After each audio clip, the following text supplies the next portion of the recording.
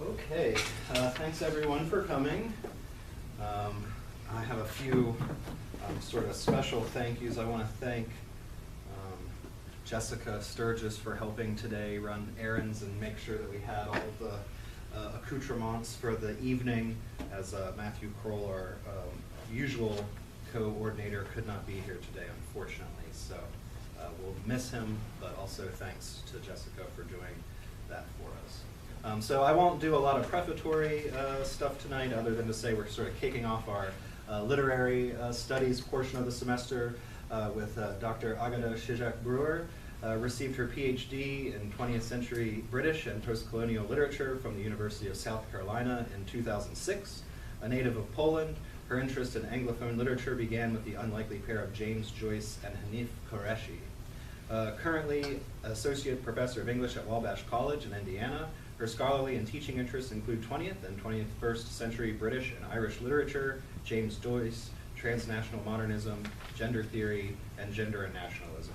Her book publications include Empire and Pilgrimage and Conrad and Joyce, published as part of the James Joyce series by the University Press of Florida in 2010, and the forthcoming edited collection, Critical Approaches to Joseph Conrad, from the University of South Carolina Press. In addition, Dr. Brewer gave a plenary lecture at the 2013 North American James Joyce Conference last June. Her work in progress include Impotence and Nationalism and Anglophone Writing, as well as work exploring themes in both Linda Anderson's Blinding and J.M. Coetzee's In the Heart of the Country. The title of her talk is James Joyce's Oriental Women, Aladdin and Circe. Please join me in welcoming tonight's guest lecturer, Agata Szczeszak-Brewer.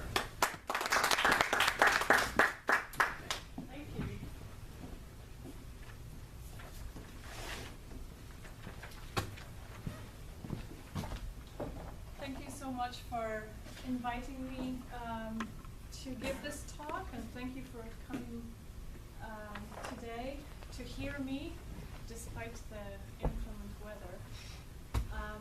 Today I'll try to answer the following question. What can the conventions of Beijing Opera teach us about the Circe chapter of James Joyce's Ulysses?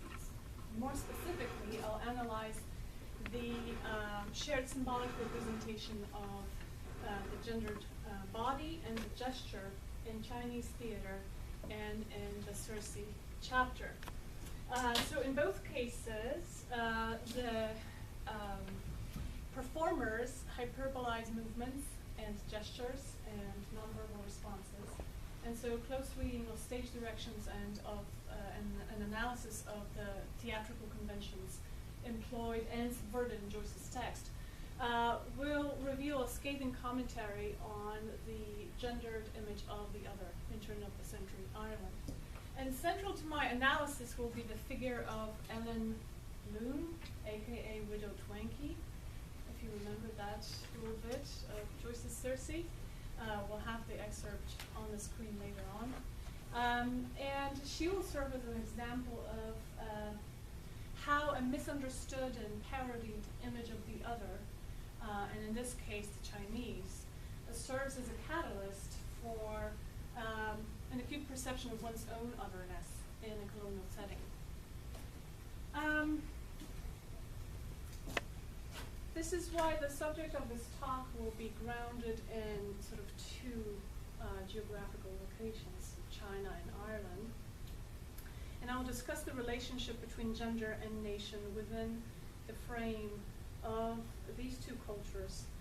What I will not do, however, is claim that there is a direct influence between Joyce's Circe and Beijing Opera, though, as I will briefly explain later, Joyce might have been familiar with this convention. As the examples of Widow Twankey and cursory references to China throughout Ulysses show, Joyce's knowledge of China and its culture was probably very superficial. But both Beijing Opera and Circe hint at a gendered and conventionalized image of a citizen through the use of gesture and costume. And one text upholds those conventions, and the other text subverts them. While these conventions served to calcify traditional class and gender roles in Confucian China, I will argue later that Joyce uses these tropes to mock the reliance of the Irish nationalist narrative on the image of male virility and female submission.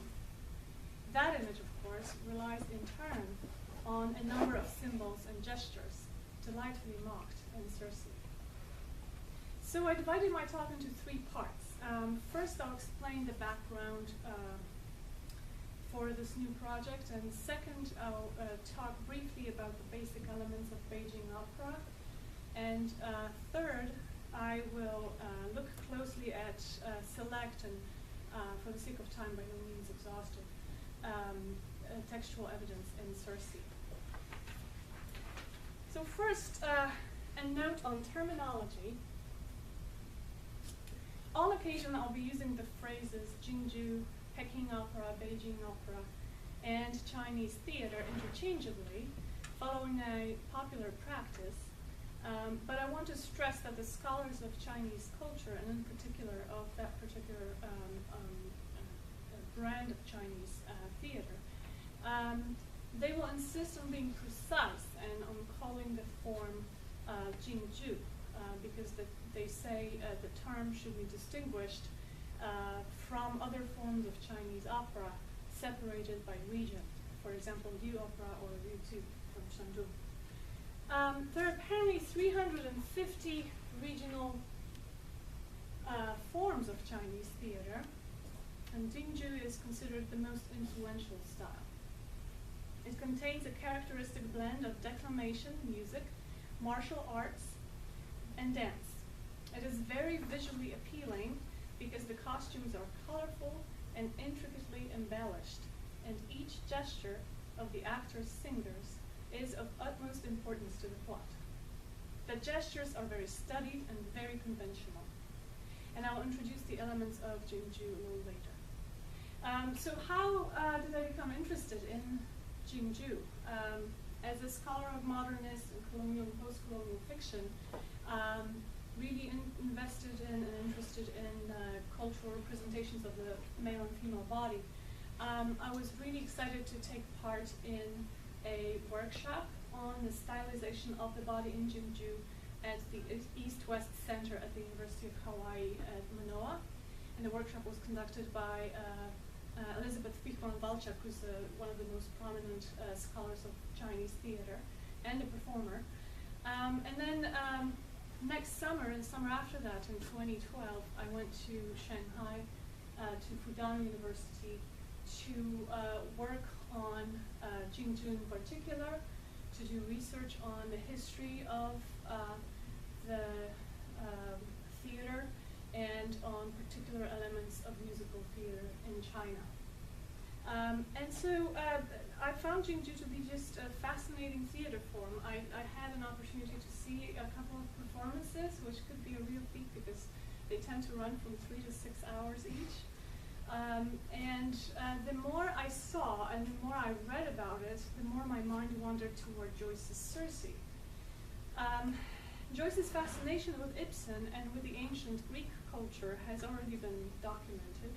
It is true that he was inspired by ancient Greek drama, as well as French, German, Norwegian, and Italian sources. However, Circe seems to have a lot in common not only with the conventions of the avant-garde European theater, but also with the elements employed in Chinese theater. Mass performance, the importance of voice and song, the symbolic nature of gesture and props on stage, and the specific understanding of actor-audience interactions. It is also entirely possible that Joyce used the conventions originating in China via his exposure to European theater, already soaking up Chinese and Japanese dramatic traditions. But first, did Joyce ever see a performance of Jingju?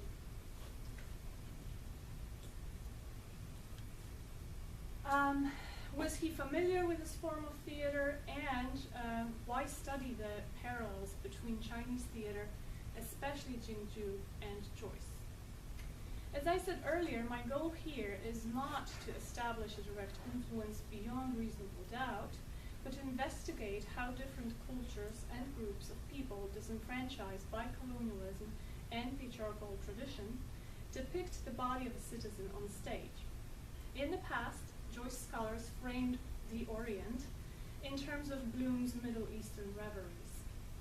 Brandon Kirshner, Vincent Cheng, Fintan O'Toole, Zach Bowen, Carol Schloss, and others talk about the orientalized other in Ulysses and about Joyce's sensitivity to the fact that the Irish themselves were orientalized.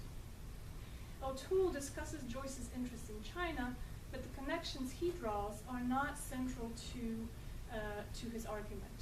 His interest lies in Joyce's approach to globalization and, quote, the possibilities of a global capitalism that makes the exotic available. More research is available on the broader topic of Irish theatre in China, though the Japanese no play is still the main interest.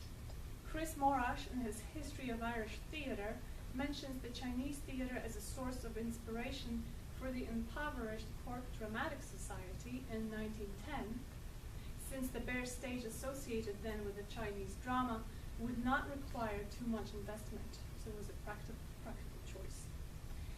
Joseph Lennon's Irish Orientalism devotes several pages to China, but his research does not focus on theatrical convention. His book is sweeping and very interesting, I might add, analysis of the responses in the Chinese culture, in the Irish culture, in general, to the broad concept of the so-called Orient, including Asia and North Africa. Lennon also argues that Irish nationalists expressed an affinity with and support for the Chinese people, disenfranchised by the forces of colonialism, globalism, and capitalism. The National Photography Archives in Dublin contain select images that would testify to some cultural exchange between Ireland and China in terms of evangelical missions and interfaith communication. Also, the Dublin University magazine published several articles about Chinese history and art as early as 1834, when a series of articles entitled China, Chinese Historical Dramas and Romances was published.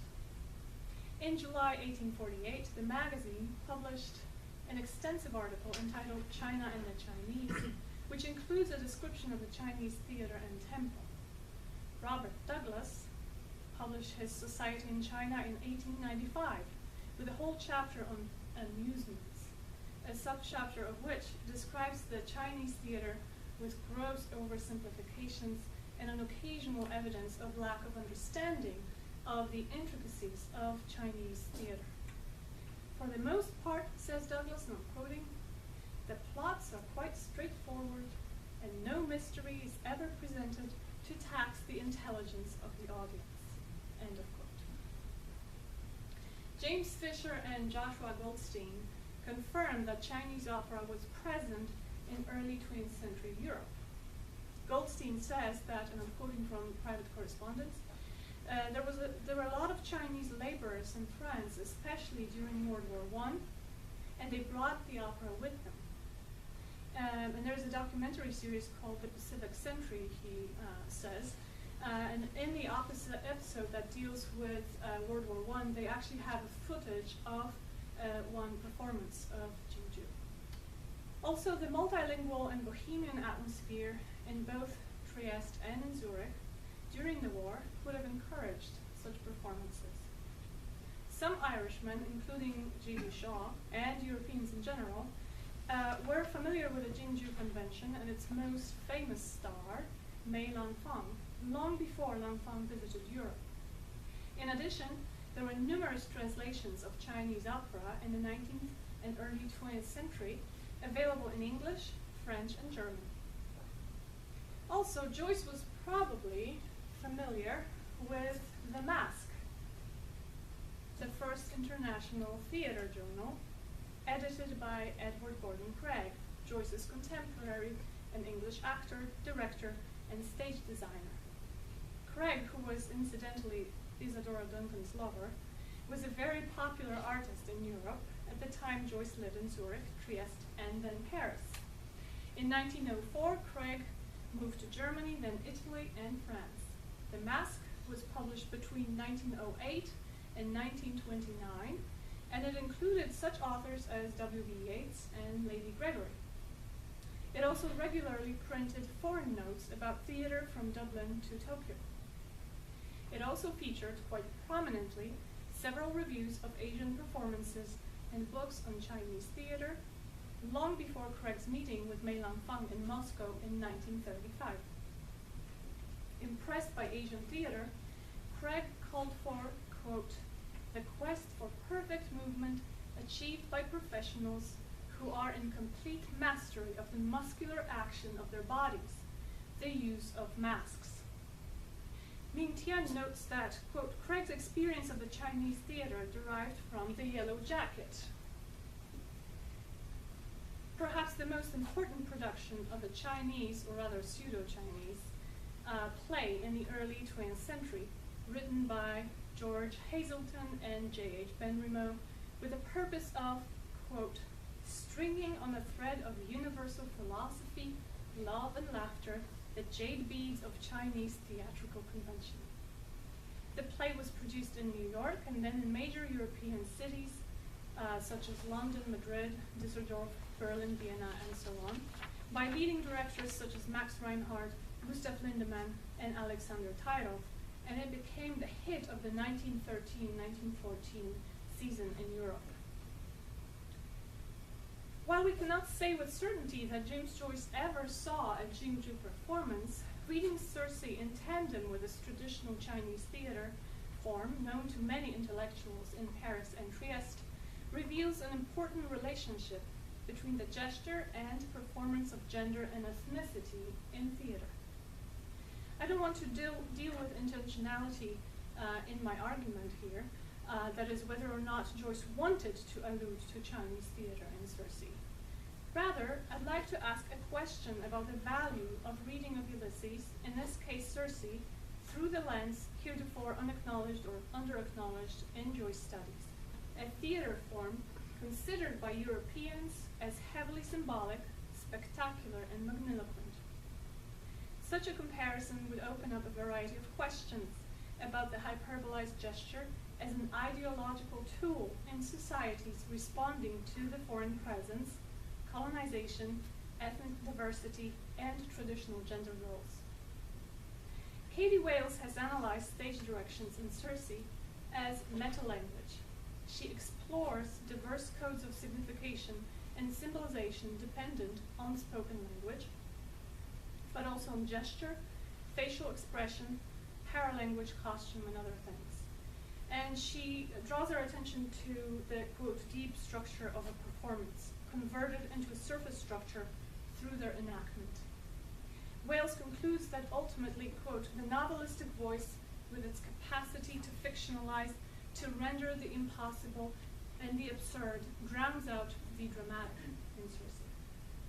I want to suggest that the novelistic voice doesn't drown out the dramatic, that it forces us to accept new principles of representation, and that Circe stubbornly remains a play, if we really have to stick a genre label on the chapter. I am prompted to say this not only because of the typographical evidence, the italics, the speech attributions, etc., but also because it fulfills, however whimsically, the three main criteria generally delineated for the dramatic form. And we all know the criteria. It's a story told in action by actors who impersonate characters.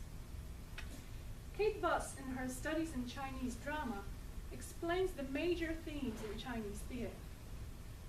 She enumerates them: filial and parental piety, the exaltation of learning, native vices and peculiarities of official corruption, vices common to mankind, legal anomalies, and the absurdities of religious practices. She also lists the depravity of priesthood and the corruption of official China. These themes, of course, exist in Circe, most certainly independently of the plot structure of Chinese drama. What is interesting, though, is how the subjects of filial devotion, native vice, and depravity of priesthood are linked through the general framework of gender and ethnic belonging, and how what is unspoken in the script itself is presented to the audience through a gesture and costume in both epic and pathetic descriptions of battles, gathering crowds, legal trials, etc. In one scene, Dublin is burning, as Joyce facetiously compares Easter 1916 to Armageddon. In another, we see a dragon, or a dragon sandstrewer, which is a tramcar cleaning and sanding the tracks at night.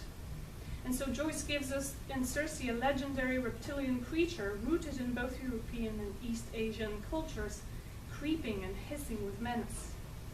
Fluidity of such epic and dreamlike scenes is a marker of Jingju. There is no lowering or raising of the curtain. There's no clearly visible distinction between scenes.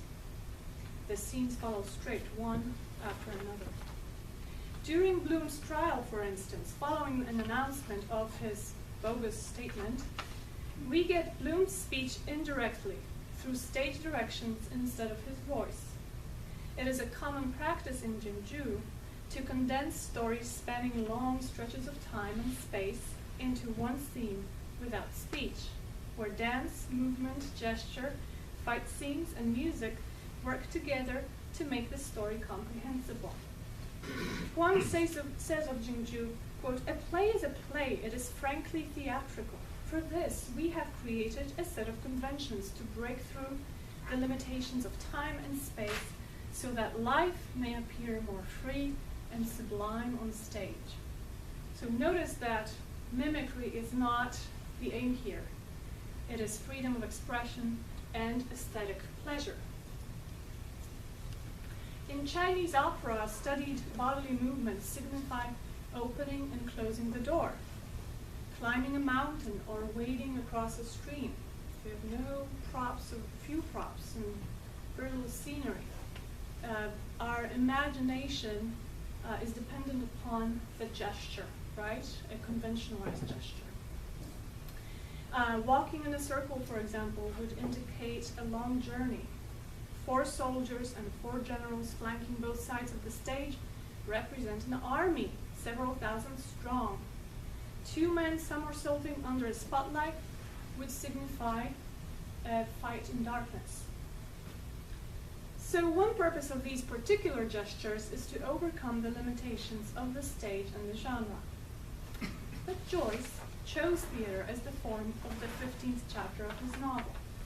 So he chose these limitations and then proceeded to transcend them. Perhaps this process was a fitting metaphor for limitations of Dublin and Ireland Joyce so frequently and eloquently wrote about.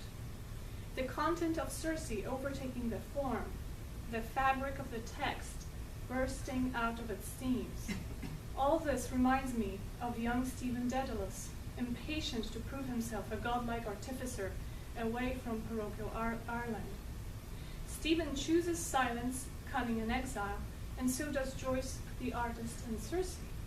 Often through nonverbal forms of signification, through cunning, through an employment of gesture and symbol, he communicates the unspoken or the unspeakable. His theater form is banished from its conventions, in self-exile, so to speak, from the tradition and security of the dramatic form as Joyce's contemporaries knew it. The abundant stage directions in Circe are often the only way to ascertain what should be going on in a play. They utilize gesture, often quite demonstrative, costume, movement, and facial expression to tell a story. But the pageant of Circe, unlike in Jingju, is tongue-in-cheek. Why? Wales tells us that when hyperbole is carried to an extreme, it is, quote, impossible to imagine that a new Blue Musalem could be built on stage containing 40,000 rooms. And neither on stage nor in real life could Bloom embrace tightly and bear 8 male yellow and white children who are immediately appointed to positions of high public trust. But based on my own experience staging Circe at Wabash Experimental Theater,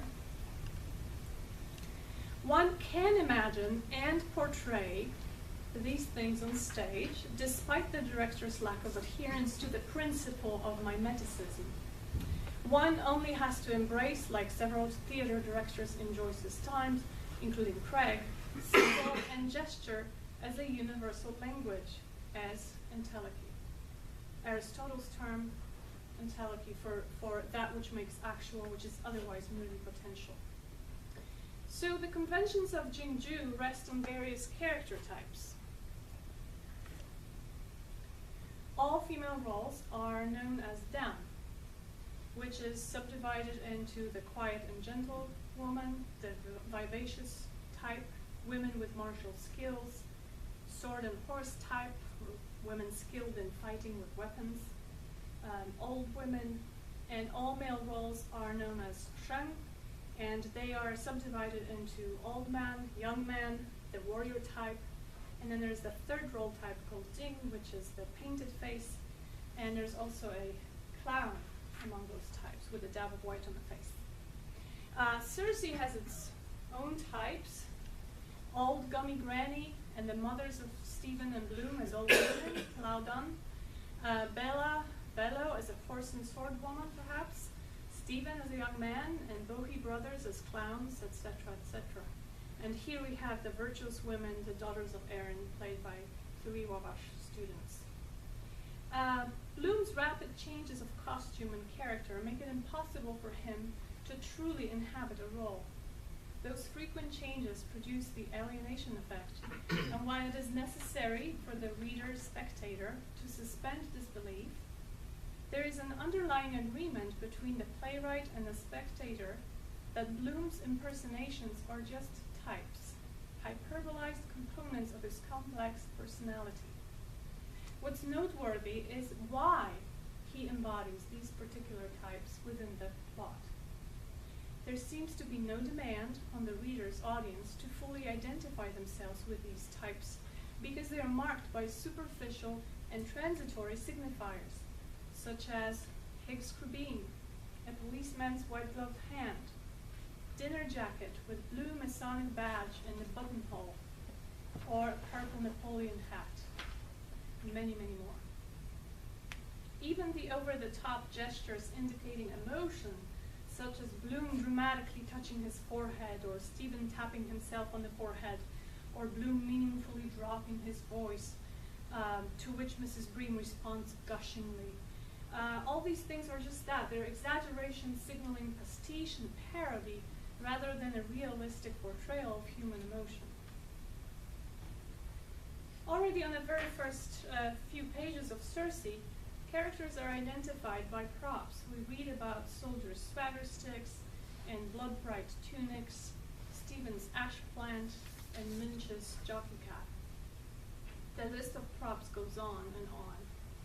Props and gestures are vital to the dramatic representation of the conflict between Stephen and the soldiers, the emotional encounters between Leopold Bloom and Ellen Bloom, Bloom and his father, and between Stephen and the ghost of his mother.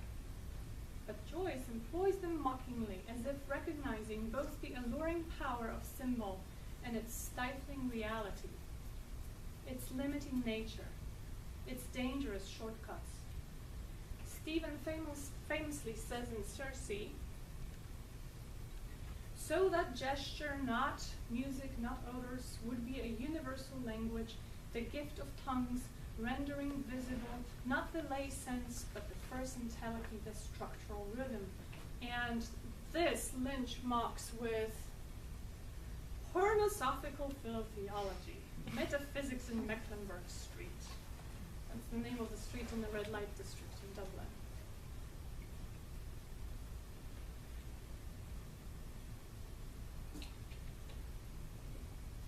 We sell gestures as universal language in an attempt to enforce tradition and maintain coherence in a chaotic world. In Jingju, these gestures reinforce Confucian role models, division of labor, and permission to appear or speak in public. In Ulysses, gestures are exclusionary too. Bloom's Masonic sign, the priest's raised arm at Mass, the citizens' derision and violence. But there are major differences. In Jingju, the characters have a stable essence, following strict Confucian teachings about one's role in society, particularly based on gender and one's own class affiliation. Circe destabilizes these essences. And while Jingju emphasizes the fact that actors do not need realistic scenery to retain their true self, this essence is in fact signaled through the costumes. The costumes are very elaborate in Circe too, but they underscore the transitory and whimsical nature of the self. They present the self as always in drag, constantly changing under the watchful eye of the king and the priest. As with shape-shifting Proteus, we can't pin down who Bloom really is in chapter 15, though we can try to create a composite portrait of him based on his gestures, exclamations, and clothing. Bloom's drag includes several instances of racial passing. J.J. O'Molloy claims in his defense of Bloom that he is a poor foreign immigrant, native to the land of the Pharaoh, though that is soon contradicted by the statement that he is of Mongolian extraction. This conflation of North Africa and Middle East with East Asia is also quite emblematic of Aladdin, the play featuring Widow Twankey, often cast as Aladdin's ugly mother. And in Circe, it is Ellen Bloom who sports Widow Twankey's costume in what I see as a clever ploy to showcase stage Irishmen encountering stage Chinese, or rather, an othered Irish woman performing stage Chinese. Ellen Bloom, an Irish Protestant, is a ghost widow whose husband himself attempted ethnic passing. Rudolf Virag was, after all, a Hungarian Jew who changed his name to Bloom, having immigrated to Ireland. Joyce was most certainly familiar with Aladdin because he is listed on the program of its Easter 1891 production at Clongowes. And you can see him, I circled his head right there in the corner. Hope that's visible. His name appears among courtiers, attendants, imps, etc. In Joyce's Anatomy of Culture, Cheryl Herr argues that Joyce has been influenced by the pantomime, among other theater forms, and she gives us a detailed background information about the performance of Widow Twankey and Circe. She addresses the conflict between traditional gender definition and dramatic transvestism, arguing very convincingly that, quote, Joyce used theatrical form to demonstrate the cultural scripting of the inner. The passage I'll focus for the remaining 10 minutes of the talk occurs early in the chapter, and I ask for 3 volunteers to read sections of this passage. This is Bloom's encounter with the ghost of his mother.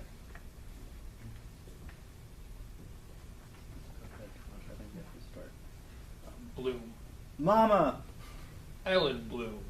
In pantomime dame string, mobcap, crinoline, and bustle, Widow Twankey's blouse with mutton-leg sleeves buttoned behind, gray mittens and a cameo brooch. Her hair plaited in a crisping net appears over the staircase banners, a slanted candlestick in her hand, and cries out in shrill alarm. O blessed Redeemer, what have they done to him? My smelling salts. She hauls up a reef of skirt and ransacks the pouch of her striped blade petticoat. A file, an Agnus Dei, a shriveled potato, and a celluloid doll fall out. Sacred Heart of Mary, where were you at all? Bloom, mumbling, his eyes downcast, begins to bestow his parcels in his filled pockets, but desists, muttering. Thank you. So I asked Andrea Baer, a theater costume designer, to sketch this particular costume of Ellen Bloom based on the description within the text and based on some influences or assumed influences for that particular scene. And you know, I really wanted to see this because it's a composite of a typical drag pantomime performance of a Chinese widow dressed in a late Qing dynasty costuming, and the 1890s European fashion with its mutton leg sleeves and a mob cap. And so I thought it would help me, and as well as others, visualize this particular character. Colors and ornamentation are very important and regulated in traditional Chinese garments, also those used on stage. There are very strict rules as to what kind of costume can be worn, and depending on the status and the personality of the roles that are being played on stage. In Circe, Ellen Bloom is dressed in traditional Chinese garb, but we should also remember that if it was indeed Dan Leno's performance among those that influenced Joyce here, as Cheryl Herr indicates, that costume also has a motto on it. I don't know if it's clearly visible, but see, it says in Chinese style lettering, "No reasonable offer refused." Is Widow Twankey cast as an East Asian, ethnically othered prostitute? An unfaithful wife who, instead of mourning her dead husband, solicits offers from men? And why would Ellen Bloom wear this particular costume? In Ireland, one did not forget dead ones, as the Cyclops chapter makes it perfectly clear. One eulogized and remembered, fulfilling a time-honored patriotic duty. But Ellen Bloom, aka Widow Twankey, wakes up from the nightmare of history as a comic ghost parodying the constructed and limiting gendered images of Irish and Chinese ethnic identities. Widow Twankey's costume is indeed a variation of Qing dynasty, that is China's last dynasty, wealthy married women's robe. Normally, Chinese widows at that time were not allowed to wear gowns with flowers and bright colors. But it seems that this particular costuming is making fun of Confucian chastity rules, forbidding widows from accepting any offers, reasonable or unreasonable. Chastity is also inscribed in a picture of Irish womanhood, which in turn is an integral part of the gendered nationalist conception of Irishness itself. And this topic has been explored in detail by several people, including Joe Valente, in his The Myth of Manliness in Irish National Culture. In China, for more than 2,000 years of feudalism, women had to observe a special code of conduct, which required them to confine themselves to their living quarters, not to mention performing on stage. And this is the reason why throughout the history of Chinese classical theater, men, and only men, played the roles of women, the Dan roles. And this is one of the most influential and popular actors of the female role in Jingju, Mei Lanfang.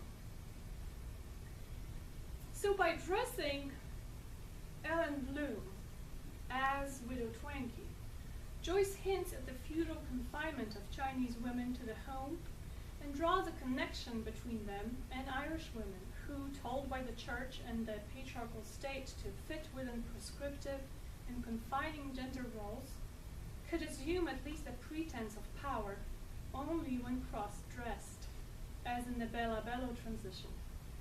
The Ellen Bloom Widow Twankey pairing, a ghost woman imperfectly dressed as the orientalized other, typically performed by men for comic effect, points to one more thing. It's a self-referential critique of binding stock images of femininity or masculinity with grotesquely distorted ethnic markers. In Circe, actors playing the opposite sex are not employing any realistic system of signification.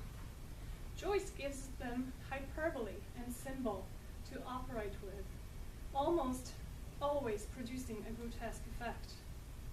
It is especially useful in the Widow Twankey scene, in which Ellen Bloom is a woman who plays a man who plays a woman. The semiotic bridge between gender drag and race drag, because they operate through hyperbole and humor, draws our attention to the constructedness of both. What I find interesting in this blending of gender models and nationalist ideology is the presence of a third component, Chinese garb and tradition, but to a Western performance of that tradition, distorted, burlesqued, and obviously shallow. A Chinese woman's costume worn on top of air-restricting crinoline and modesty-guarding mobcap work in tandem to present both cultures as paralyzed and paralyzing, cultures steeped in the repressed past and cultures repressing the present. The purpose of including Widow Twankey in performances was to elicit laughter and release tension associated with violations of coded gender roles. The maleness of the actors playing this grotesque female character is never in question. They perform an obvious burlesque, poking fun at women's vanity and other perceived vices. If Widow Twankey is indeed Joyce's introduction to Chinese culture or Chinese theater, then it is a laughably poor initiation. And this is a man whose simianized dumb faces of his compatriots were parodied in Punch and other English magazines and journals. So he would have been familiar with sort of the burlesqued and parodied image of another. So I want to go back to the question I asked at the beginning of this talk. What can Chinese theater tell us about James Joyce's Circe?